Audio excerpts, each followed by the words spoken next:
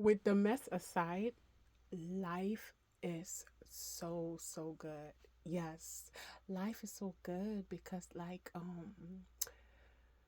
I said, with the mess aside, life is so good. We spend so much time worrying about the wrong things. I'm telling you, like you're worrying about that late payment, you're worried about that particular bill, you're worrying about that particular situation, you're worrying about being rejected, you're worried about the unimportant things, and you're worrying about those mistakes you made. Look, let me tell you this is the truth of it all that I've come to realize. You should be very thankful. Let me tell you why. You are alive. You woke up today and you are moving about. If you are thankful, thank God. Thank God.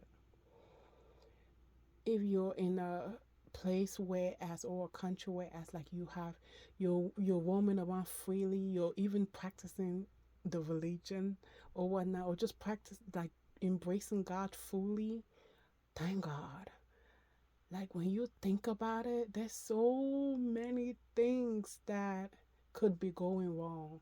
There's so many things that actually should be going wrong, or if they're going wrong, you would be like so sad. You would be very unhappy. You would then be like, okay, now I have enough reason to complain. But with regardless, with all those big giant problems, regardless, you still have no choice but to be grateful because you are healthy.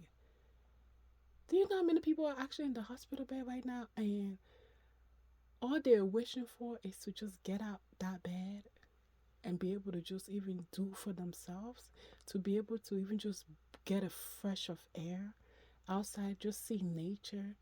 Do you know how many people are like in cages and they just want to be free? They want to experience freedom. Do you know? Like, I know the devil is always playing tricks and all that, but a lot of it too is us. A lot of it is us. We are allowing ourselves to get consumed by the wrong things. Yes, those are all distractions from the devil's camp, enemy's camp, you name it. But at the same time, you too, you have a huge role that you're playing. You are allowing it to consume you. You can just simply decide to stay in prayer and worship. Do you know that as simple as that sound, it is extremely hard for many of us to do? I can testify I'm one of them. I'm telling you, I've experienced it. Sometimes I still experience it, you know.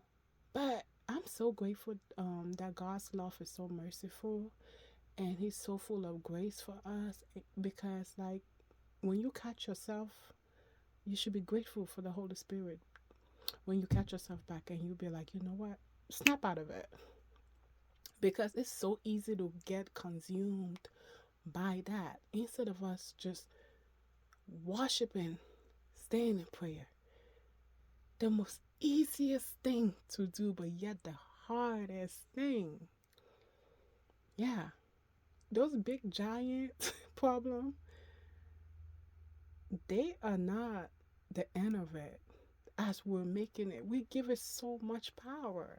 We give all the wrong things power, you guys. So much. And then yet with doing all that, you cause yourself anxiety, you cause yourself high BP, you cause yourself unnecessary stress levels, you just cause yourself going crazy. Or you even want to get yourself out of this world,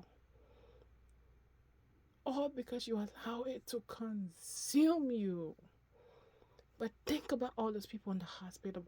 Think about all those people that are caged and they can't get out.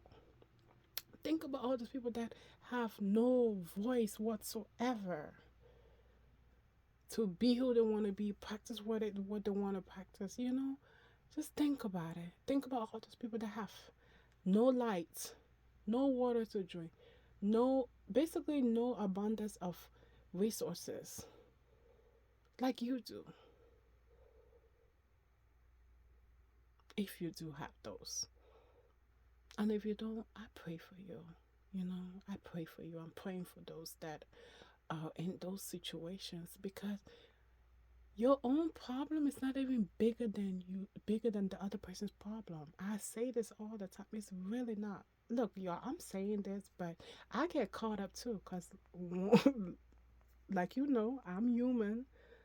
But it's a great thing when the Holy Spirit catches you and help you to snap out of it.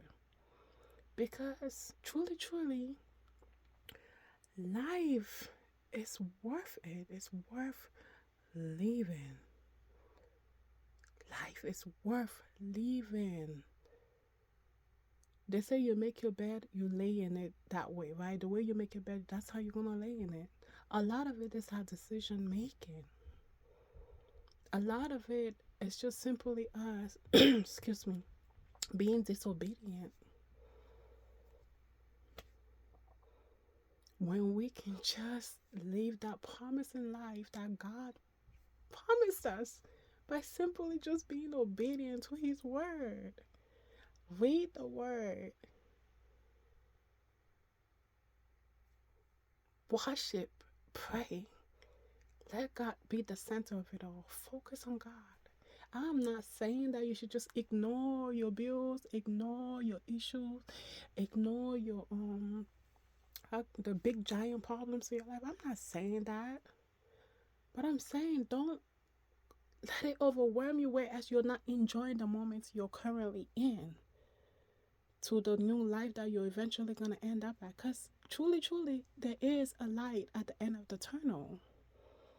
There really is a light at the end of the tunnel. Think about it. Yesterday, you were thinking about, or you felt the worst. But how are you feeling now? I bet you it's not the same emotions like it was yesterday. That's why emotions are very deceiving. Or maybe, hey, you probably were having a bad day yesterday, or having a good day yesterday, and today you're having a bad day. But then in a few hours, something happened, and then you probably heard the good news, and you snap out of it. So that's why most of the time you have to remember your emotions. Those are not they're not permanent. They're really not. This too shall pass. Truly, truly, this too shall pass. Just believe it.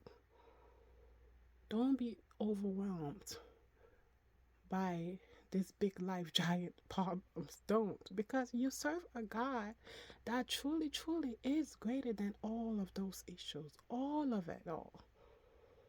Yes, your waiting period seems so long. Once again, it could be because of your disobedience, but there is a light at the end of the tunnel. God will definitely see you through.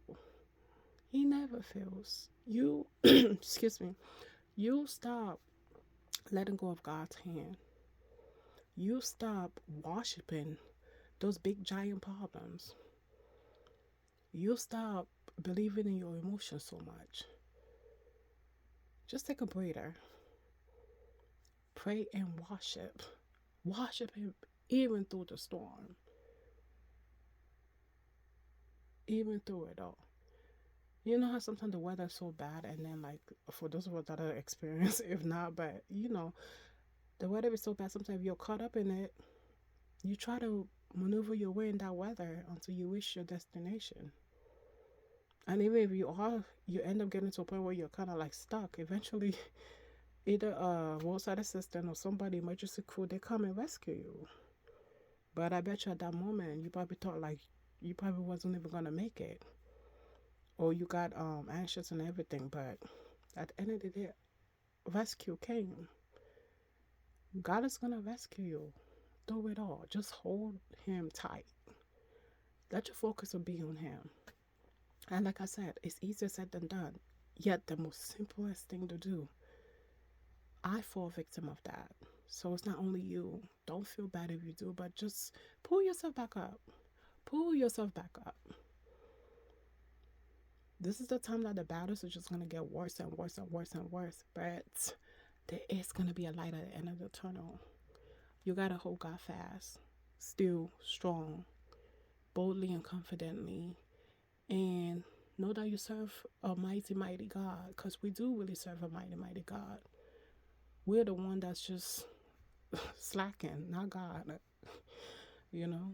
So I'm praying for you. I'm rooting for you. Say a prayer for me too, okay? And just know you got this. With God on your side, there's no giant that you guys can conquer.